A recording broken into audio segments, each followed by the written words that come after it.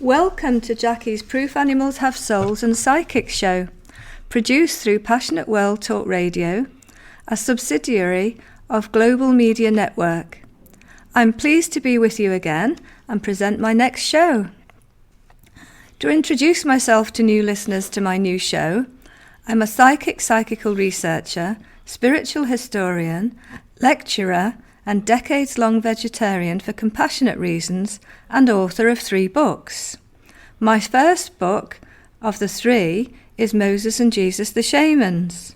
Other names for shamans are mediums, channels, clairvoyants, clairaudience, clairsentience. Many are spiritual healers on emotional, physical, and mental levels. Notably, in the Bible, mediums are called seers, prophets, and judges. So far, I've written 2 books in my Proof Animals Have Souls series, namely Proof Animals Have Souls and 500 Plus Celebrities Go Vegetarian.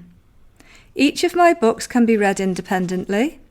All 3 books are available on Amazon and other online bookstores as paperbacks and as ebooks. My website is www.jackiejoneshunt.com. That's all one word and all lowercase, and Jackie is spelled as Jack with IE at the end. So it's JACKIE, joneshunt.com.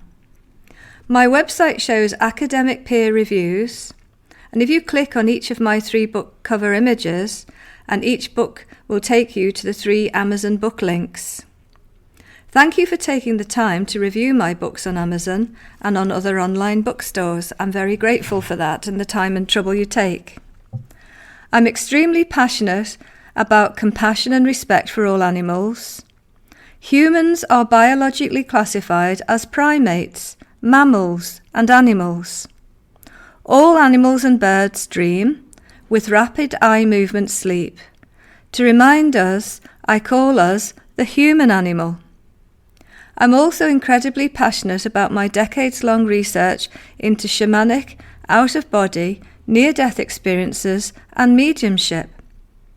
I invite listeners to email me your mediumistic and psychic experiences, including and not including spirit animals.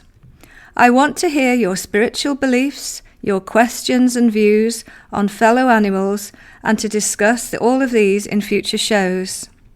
It's a good policy to agree to disagree and respect each other's viewpoints. That's the secret to healthy, thought-provoking, often life-changing debates.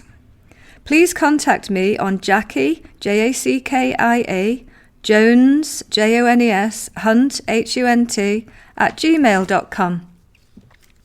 During my shows, I will share with you my emotionally heartwarming, personal mediumistic reunions with my beloved animals, returning from the spirit landscapes, showing me their immortal energy as orbs or as etheric, ghost-like bodies. I will also share with you my predictive experiences and predictive dreams. For decades, I have observed mediums clairvoyantly seeing and telepathically hearing spirit animals in the spirit realms. My shows will record interviews with mediums, encouraging them to share their mediumistic experiences of people and animals. I am utterly convinced that all beings, whether 2-legged, 4-legged, winged or tailed, survive physical death as a fact of nature, that it's impossible for all beings not to survive death. For me, it's ludicrous to suggest some animals survive death and some don't. Where on earth do these people draw the line between one flesh and blood creature and another, as survivors of death and the non-survivors of death? To me, that's ludicrous. In my opinion, those who say the 2-legged human animal, remember, biologically classified as a mammal and a primate, alone survives death, are accepting a conceited, self-important, naive and simplistic human-made dogma, typical of arrogant humanity's lack of understanding. My conclusions from decades of evidence and research are: all beings survive physical death as a natural law of nature, and that includes my own personal mediumistic experiences. These are the conclusions I've come to. For me, a heavenly landscape is not a barren wasteland populated by people only. Heaven isn't a place without birds, fish, animals, and no fellow being from the natural world. My beautiful heaven would be populated by birds and animals, wild and tame. Evidence suggests the after-death landscapes are idioplastic and malleable to thought. These are topics for future shows.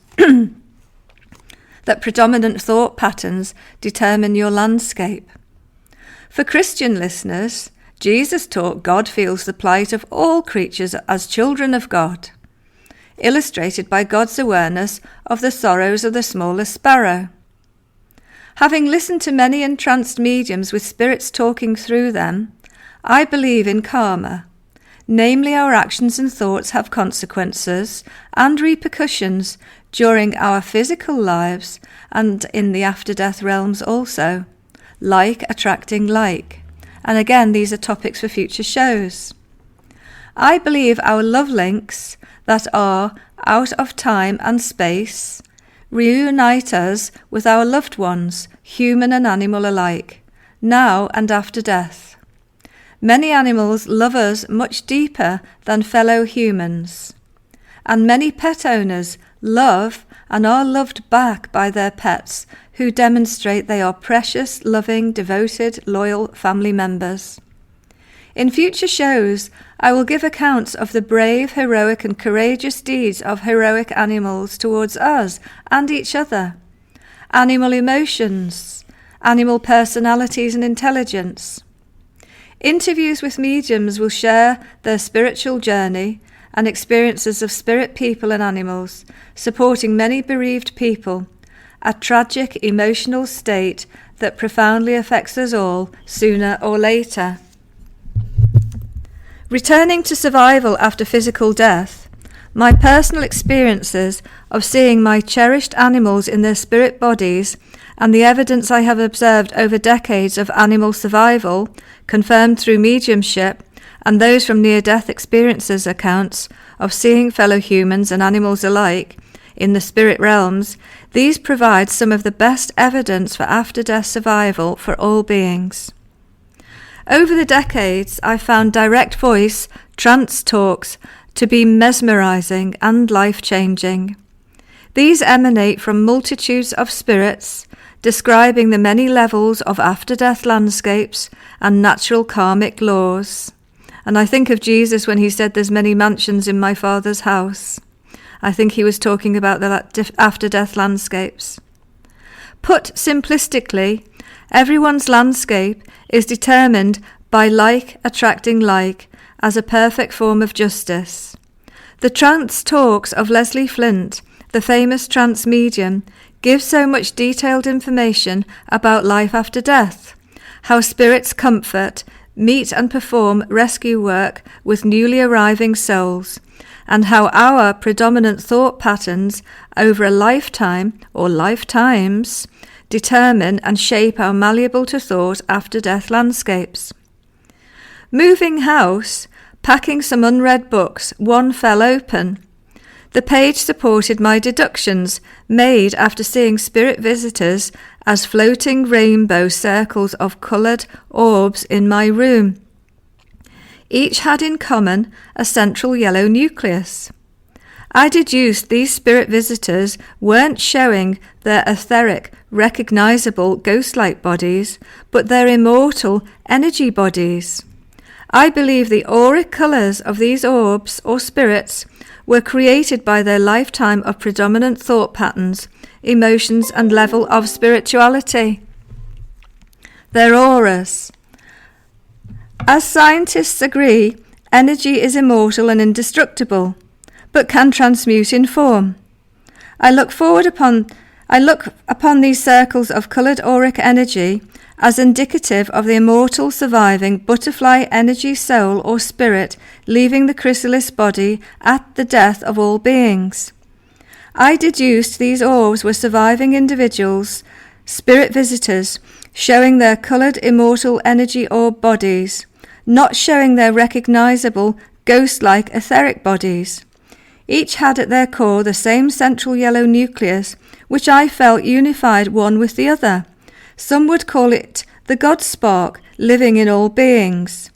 I learned from this that all life forms are at the deepest levels united, that they are all individual components of the whole, of unity, of oneness, of universal unconsciousness, alternatively called God.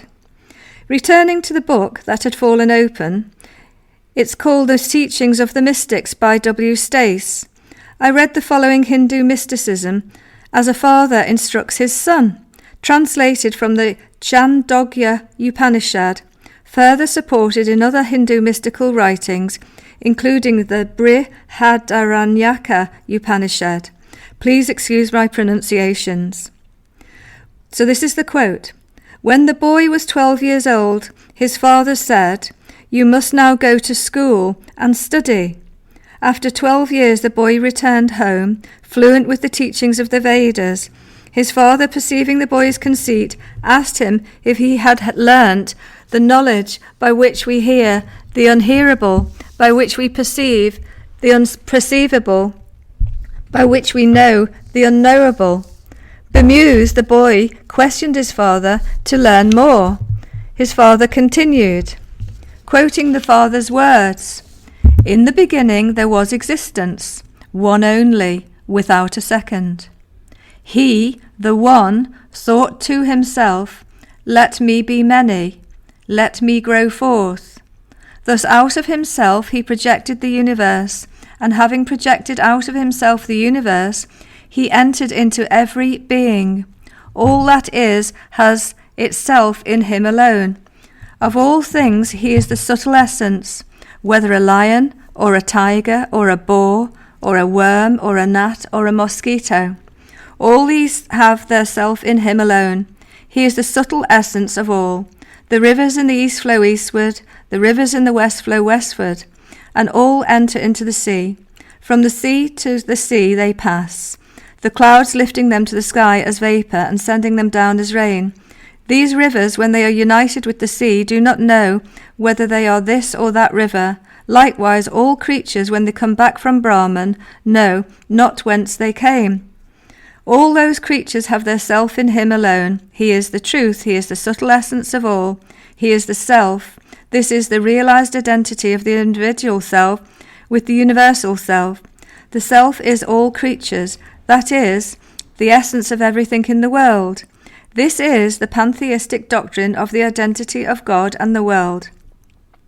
Let us ignore him who thinks that anything whatever is different from the self. So that's very interesting that unity is behind all. After glancing at the above page on mysticism, I realized my long-held deduction emanating from my mediumistic experience of spirit visitors appearing as pure coloured auric rainbow energy circles of colour, all sharing a central yellow nucleus at their core, all sharing at their core the source, God, universal unconsciousness, is in keeping with ancient mystical beliefs. I deduced all life forms, whatever size or shape, are composed of immortal energy, the auric colours, which transmutes in form at death, surviving immortally, and that all beings share the same central yellow nucleus, source, alternative known as God.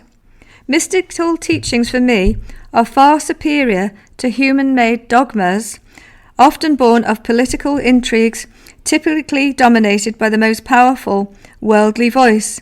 It seems that the mystical teachings from many, if not all world religions, understand that beyond our individuality, at a much deeper level, each individual being, whether large or small, two- or four-legged, winged or tailed, is an integral part of the universal self.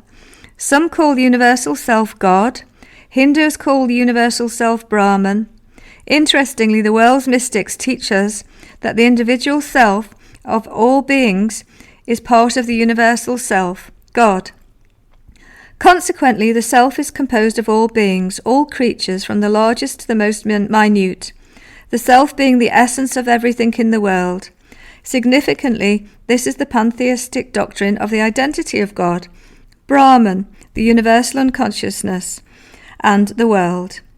A second book fell open, catching my attention. I'd like to share some of these wise, profound spiritual words with you as a thought for the day or as a thought for your lifetime.